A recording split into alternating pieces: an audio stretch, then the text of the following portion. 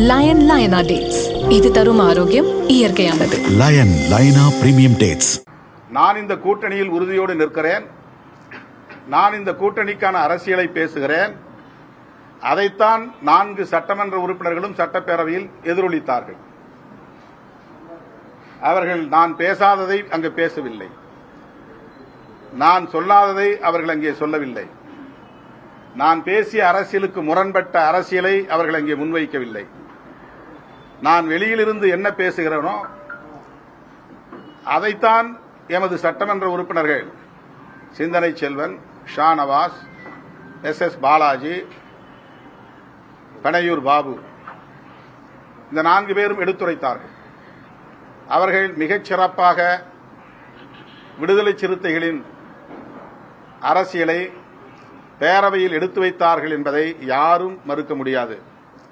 நான் அதற்காக பெருமைப்படுகிறேன். அவர்களுடைய பங்களிப்பை எண்ணி பெருமைப்படுகிறேன். அவர்களை நான் வெளியேற்றியதற்கு எதுவும் காரணமில்லை.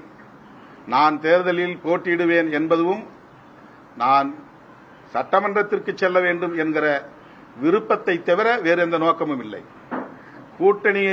கூட்டணி ஆட்சியை உருவாக்க வேண்டும் என்று விரும்பினால் சட்டமன்றத்திற்கு போகாமலும் கூட நான் அதை செய்ய முடியும். சட்டமன்றத்திற்குள்ளே போய்தான் அதை செய்ய வேண்டும் என்று இல்லை. வெளியே இருந்தும் நான் எம்பியாக இருந்து கொண்டும் அதை செய்ய முடியும். நான் சொல்லுவதை எங்கள் சட்டமன்ற உறுப்பினர்கள் கேட்கப் போகிறார்கள், அவ்வளவுதான். ஆக அது தவறு. அதேபோல சட்டமன்ற உறுப்பினர்கள் 3 பேரை வெளியேற்றியதற்கு வெரி சிம்பிள் ரீசன். புதியவர்களுக்கு வாய்ப்பு கொடுக்கலாம். ஏற்கனவே இவர்கள் வெற்றி பெற்று ஒரு முறை சட்டமன்றத்திற்கு போய் அதை பார்த்து விட்டார்கள். அந்த அதிகாரத்தை அவர்கள் நுகர்ந்து விட்டார்கள். கிடைக்கிற இடங்கள் 8 தான். போட்டி 150 பேர், 200 பேர். அந்த 8 இடங்களுக்கு ஒவ்வொரு தொகுதிக்கும் 10 பேர், 15 பேர். எல்லோரும் எனக்கு நெருக்கமானவர்கள். யாரை விடுவது, யாரை தேர்ந்தெடுப்பது என்கிற பிரச்சனை இருக்கிறது. ஒருவரை எடுத்தால் மற்ற 10 பேர் எனக்கு எதிரியாக மாறுகிறார்கள்.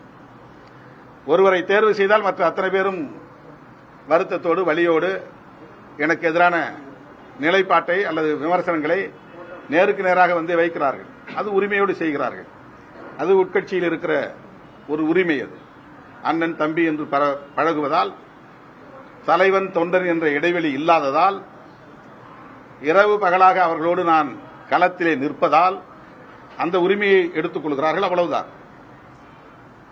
ஆகவே அவர்களை நான் மாற்றியதற்கு நான் பின்பற்றுகிற சமூக நீதி பார்வைதான் காரணம். 3 முறை பாலாஜி கொடுத்துட்டோம், சரி இன்னொரு முறை ஒருத்தனை கொடுப்போம், அவ்வளவுதான். Very simple reason. சோழிங்கநல்லூர்ல நின்றார் பாலாஜி, அப்ப வெற்றி பெற முடியவில்லை. மயிலத்தில் நின்றார், வெற்றி பெற முடியவில்லை. இப்ப திருப்போரூரில் நின்றார், வெற்றி பெற்றார், சிறப்பாக பணியாற்றினார், மிகச்சிறந்த சட்டமன்ற உறுப்பினர் என்று பாராட்டை பெற்றார். முதலமைச்சர் உட்பட அதில் இருந்த அத்தனை அமைச்சர்களும், என்னிடம் சொல்லாத அமைச்சரே இல்லை. இன்னைக்கு சட்டசபை அலங்காரமாக இருக்கிறது என்றால் அதற்கு சிறுத்தைகள் தான் காரணம் என்று பல பேர் இடத்தில் சொல்லியிருக்கிறார்கள். எனவே அவர்கள் எனக்கு முரண்பட்ட அரசியலை பேசவே இல்லை, அப்படி நான் நினைக்கவே இல்லை. சோசியல் மீடியாவில் பேசக்கூடியவர்கள், அல்லது விடுதலை சிறுத்தைகளை பிடிக்காதவர்கள், அல்லது திருமாவளவன் வளர்ச்சியை பொறுத்துக் கொள்ள முடியாதவர்கள் பரப்புகிற அவதூறு அது. ஆக நான் கொண்டிருந்த சமூக நீதி பார்வை என்னை உந்தி தள்ளியது.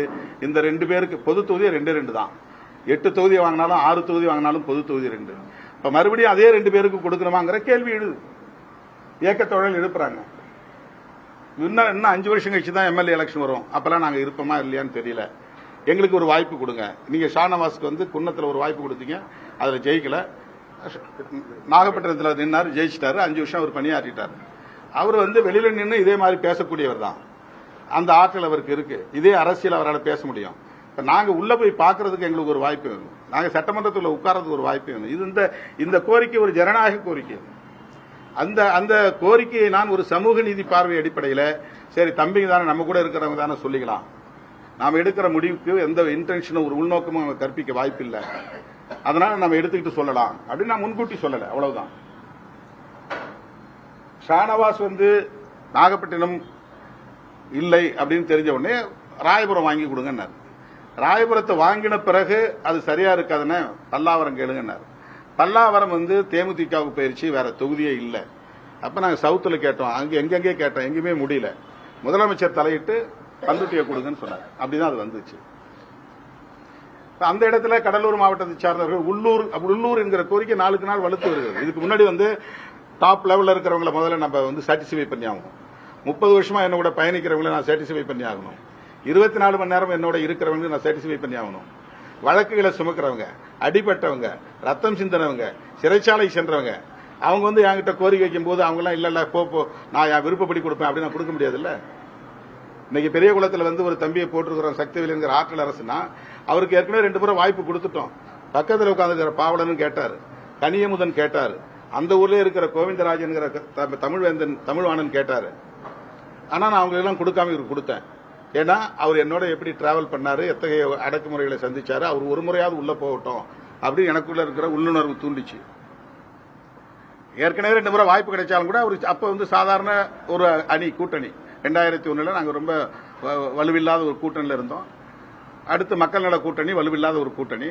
இப்ப இந்த முறை அவர் கேட்கிறார். ஒரு போன்ல அவர் என்ன பழைய காலத்துக்கு எடுத்துட்டு போயிட்டார், ரீகால் பண்ணிட்டு போயிட்டார். உடனே நான் சரிப்பா நீ போய் நில்லு அப்படின்னு சொல்லிட்டேன். இப்படிதான் தேர்வு பண்றோம். அப்ப அது மாதிரிதான் பாலாஜியை ரீப்ளேஸ் பண்ணதும் சரி, ஷானவாஸை ரீப்ளேஸ் பண்ணதும் சரி.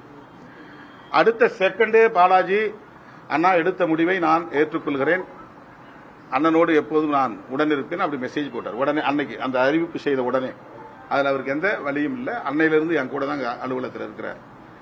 ஷானவாஸ் இப்பதான் என்னை பார்த்தார். கிட்டத்தட்ட 1 மணி நேரம் என்னோட பேசிட்டு இருந்தார். நான் பிரச்சாரத்துக்கு போறேன், என்னுடைய டூர் ப்ரோக்ராம் அறிவிங்க, என்றென்றைக்கும் இந்த கட்சியின் நலன்களுக்காக மட்டுமே பாடுபடுவேன் அப்படிங்கிற ஒரு தகவலை சொன்னார். நான் ஏன் உங்க பேரை விடுபட்டு போச்சு, ஏன் நான் அதை தவிர்த்தேன் அப்படிங்கிறதுக்கு நான் விளக்கம் சொன்னேன். ஏன்பா நான் சொன்னா நீ கேட்டுங்கிற நம்பிக்கையில நான் மாத்தினேன், அவ்வளவுதான்.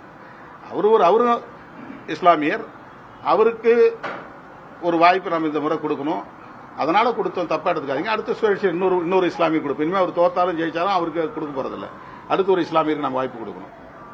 இப்ப இது வேணா ரொம்ப குறைவான எண்ணிக்கை உள்ள இடங்கள் இருக்கும்போது, போட்டி கடுமையாக இருக்கும்போது அதை நாம் இந்த மாதிரியான ஒரு சமூக நீதி பார்வையில நம்ம அட்ஜஸ்ட் பண்றோம், அவ்வளவுதான். இதை ஊடகங்கள்ல அவங்க எல்லாம் திமுகவுக்கு சொம்படிச்சதுனாலதான் திருமாவளவன் தூக்கி போட்டாரு அப்படிங்கிற ஒரு நேரேஷன், ஒரு கருத்துருவாக்கம் பண்றாங்க. அதெல்லாம் தாண்டி இப்பதான் நான் கோர் சப்ஜெக்ட் வரேன், மெயின் சப்ஜெக்ட் வரேன். நான் ஆசைப்பட்டேன், அவ்வளவுதான். சட்டமன்றத்துக்குள்ள போலான்னு ஆசைப்பட்டேன். ஒரு வார்த்தை என்ன சொன்னா, அது எங்க தம்பிகளுக்காக, நான் பிரஸ்ல சொல்லல, நான் பேஸ்புக்ல லைவ்ல சொன்னேன். 2026 சட்டப்பேரவை தேர்தல் முடிவுகளுக்கு பிறகு தமிழ்நாட்டு அரசியல் சூழல் மாறும். அப்ப நான் சட்டமன்றத்தில் இருந்தா நல்லதுன்னு நான் நினைக்கிறேன், அவ்வளவுதான். இதுல எனக்கு எந்த விஷனும் பெருசா கால்குலேஷன் அது இது எதுவுமே கிடையாது, எதுவுமே கிடையாது. இது டார்கெட்டட், எது தமிழ்நாடுங்கிறது குறிவைக்கப்பட்ட ஒரு மாநிலமா மாறி இருக்கு. பிஜேபியும் அதிமுகவும் இங்க இருக்கக்கூடிய சமூக நீதி அரசியலை சீர்குலைக்கக்கூடிய ஏற்பாடுகளை செய்து கொண்டிருக்கிறார்கள். அப்படிப்பட்ட நிலையில் சட்டமன்றத்திலும் இருப்பது நல்லது, அப்படிதான் நினைச்சேன், அவ்வளவுதான். சட்டமன்றத்திலும் இருப்பது நல்லது, அவ்வளவுதான் என்னுடைய எண்ணம். இதுல யாருடைய இன்ஃபுளுன்ஸும் கிடையாது. ஒரு செய்தி நான் உங்களுக்கு சொல்ல கடமைப்பட்டிருக்கிறேன், என்ன யாரும் இன்ஃபுளுன்ஸ் பண்ண முடியாது. இதை செய் அதை செய் அப்படின்னு என்ன கட்டளையிட்டு என்ன வேலை வாங்க யாராலும் முடியாது. அது எந்த காலத்திலும் நடக்காது. நான் நல்லது கெட்டது எல்லாவற்றையும் சீர்தூக்கி பார்த்து நான் போட்டியிட வேண்டும் என்று முடிவெடுத்தேன். அதே போல இந்த 6 நாட்களில் 5 நாட்களில் கம்ப்ளீட்டா ஏதோ திருமாவளவன் ஒரு நோக்கத்தோட உள்நோக்கத்தோட உள்ள போகணும்னு நினைக்கிறார் அப்படிங்கிற மாதிரியான ஒரு நேரேஷனை செட்டப் பண்ணி ஒரு கட்டுக்கதையை உருவாக்கி எங்கள் கூட்டணியின் நலனே பாதிக்கப்படக்கூடிய வகையில் கருத்து பரப்பல் இங்கே திட்டமிட்டு நடக்கிற சூழலில் நான் இதையும் கருத்தில் கொள்ள வேண்டியிருக்கிறது. இதை நான் புறந்தள்ள முடியாது. நான் முன்வைத்த காலை பின்வாங்க மாட்டேன் அப்படிலாம் நான் ஒரு ஈகோயிஸ்டிக்கா இருக்க மாட்டேன். எங்க ஒரு ஃபார்வர்டிங் இருக்கும் அந்த இடத்துல ஒரு வித்ட்ராயிங் இருக்கணும். ஒரு யுத்த களத்தில் முன்னோக்கி போறோங்கிறது ஒரு ராஜதந்திரம்னா ஒரு ஸ்டெப் பின்வாங்கிறது ஒரு ராஜதந்திரம் தான். எந்த யுத்த களத்திலும் பின்வாங்குதல் இல்லாமல் முன்னோக்கி பாய முடியாது. அதனால இந்த 5 நாட்கள் ஊடகங்களில் நடத்தப்பெற்ற விவாதங்களும் திட்டமிட்டு விடுதலை சிறுத்தைகள் கட்சிக்கு எதிராக பரப்ப பெற்ற அவதூறுகளும் எல்லாவற்றையும் விட என்னுடைய நோக்கத்திற்கு ஒரு திட்டமிட்ட சித்திரத்தை உருவாக்கி இருக்கிறார்கள். நான் என்னுடைய நோக்கத்தை கொச்சைப்படுத்துவது போல் இருக்கிறது. ஏதோ பதவி ஆசைப்பிடிச்சு நான் டிப்டி சிஎம்காக இங்க வர போறேன். அதுதான் நான் முன்ன சொன்னதெல்லாம் சொன்னேன். நான் ஏன் வந்து ராஜினாமா பண்ணேன்னு சொல்ல வேண்டிய அவசியம் இதுதான் வருது. நான் பதவி ஆசை இருந்திருந்தா 5 வருஷம் நான் எம்எல்ஏவே இருந்திருப்பேன். எனக்கு பதவி ஆசை இருந்திருந்தா நான் 2006 எனக்கான தொகுதியில் நான் நின்றுகிட்டு மற்றவங்களுக்கு போப்பா உனக்கு சீட்டு இல்லைன்னு நான் சொல்லியிருக்க முடியும். இது எனக்கான சீட்டு, நான் நிக்கிற தொகுதி, ஜெயிக்கிற தொகுதி எனக்கு வேணும் அப்படின்னு நான் நின்றுக்க முடியும். அன்னைக்கே நான் வந்து விட்டு கொடுத்தேன். சரி ரைட் போ, நீ நில்லு அப்படின்னு அன்னைக்கே விட்டு கொடுத்தேன். பதவியில் ஆசை இருந்தா நான் அன்னைக்கு வந்து அப்படி விட்டு கொடுத்துருக்க முடியாது. இன்றைக்கும் நான் சொல்றேன், பதவிக்காக நான் போகவில்லை. அதை நான் வெளியே இருந்தே பண்ண முடியும். ஒன்னு, கூட்டணி ஆட்சியை இந்த காலச்சூழலில் நான் கோர மாட்டேன் அப்படின்னு கேட்டகாரிக்கலி ஐ ரிஜெக்டட் ஆல்ரெடி. ஏற்கனவே நான் வந்து திட்டவட்டமாக மறுதளித்துட்டேன். அப்புறம் என்ன அதுல வந்து ஒரு சின்ன உள்நோக்கம், அதை எதுக்கு நான் வந்து உள்ள போய் தான் செய்யணுங்கிறது என்ன இருக்கு? தேர்தலுக்கு பிறகு அதை செய்யணும்னா நான் என்னால் செய்ய முடியுமே. அது ஒரு பெரிய விஷயமே கிடையாது. எனவே என்னுடைய நோக்கத்தை கொச்சைப்படுத்தும் வகையில் ஊடகங்களில் இந்த கூட்டணிக்கு எதிரான கருத்துள்ளவர்கள், விடுதலை சிறுத்தைகளுக்கு எதிரான மனநிலை உள்ளவர்கள், திருமாவளவனை வீழ்த்த வேண்டும் என்று எண்ணுகிற சக்திகள் பரப்பிய அவதூறுகளை முறியடிக்க வேண்டிய தேவை இருக்கிறது. எனக்கு அந்த நோக்கம் இல்லை. பதவிக்காக நான் போட்டியிடவில்லை.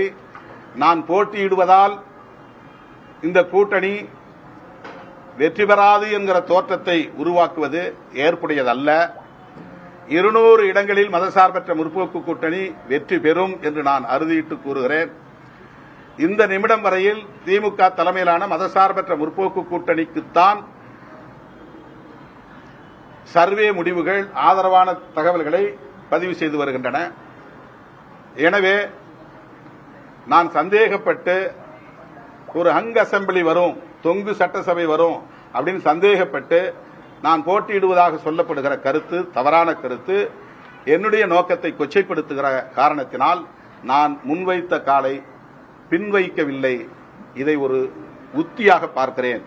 என் நிலைப்பாட்டை தள்ளி வைக்கிறேன், என் உத்தியை மாற்றி அமைக்கிறேன்.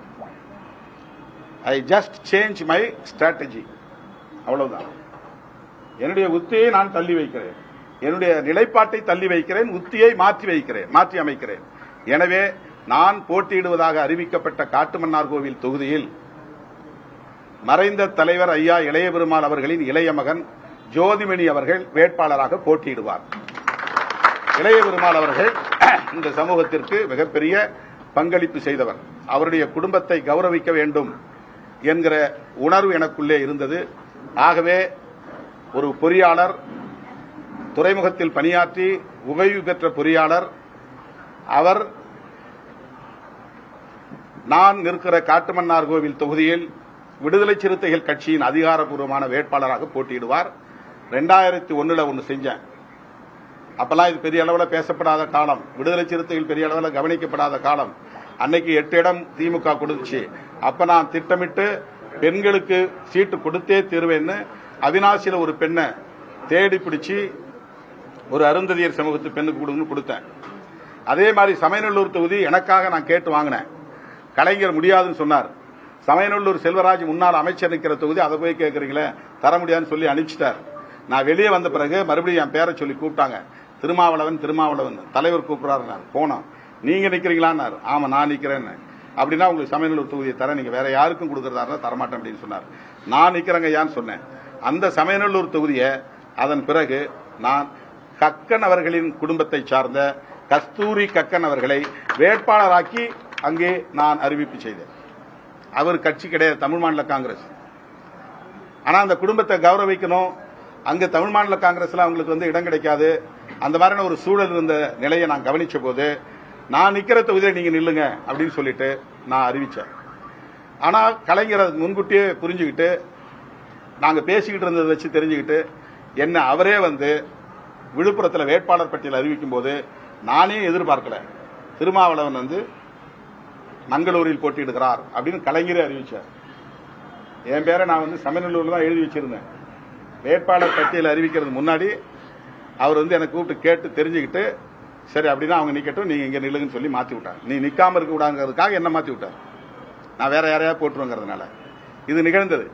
ஆகவே 2001 கக்கன் குடும்பத்தினருக்கு ஒரு வாய்ப்பு கொடுத்ததை போல 2026 அந்த பகுதியில் சாதி ஒழிப்பு களத்தில் தீவிரமாக போராடிய ஐயா இளைய பெருமாள் குடும்பத்தை கௌரவிக்கும் வகையில் அவருடைய இளைய மகன் பொறியாளர் ஜோதிமணி இளைய பெருமாள் வேட்பாளராக போட்டியிடுவார் என்பதை தெரிவித்துக் கொள்கிறேன்.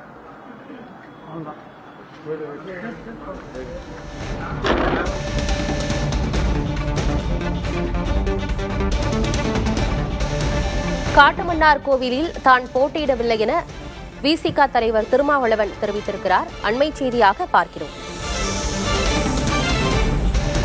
அவருக்கு பதிலாக காட்டுமன்னார் கோவில் தொகுதியில் இளைய பெருமாளின் மகன் ஜோதிமணி போட்டியிடுவார் என்று அறிவிக்கப்பட்டிருக்கிறது.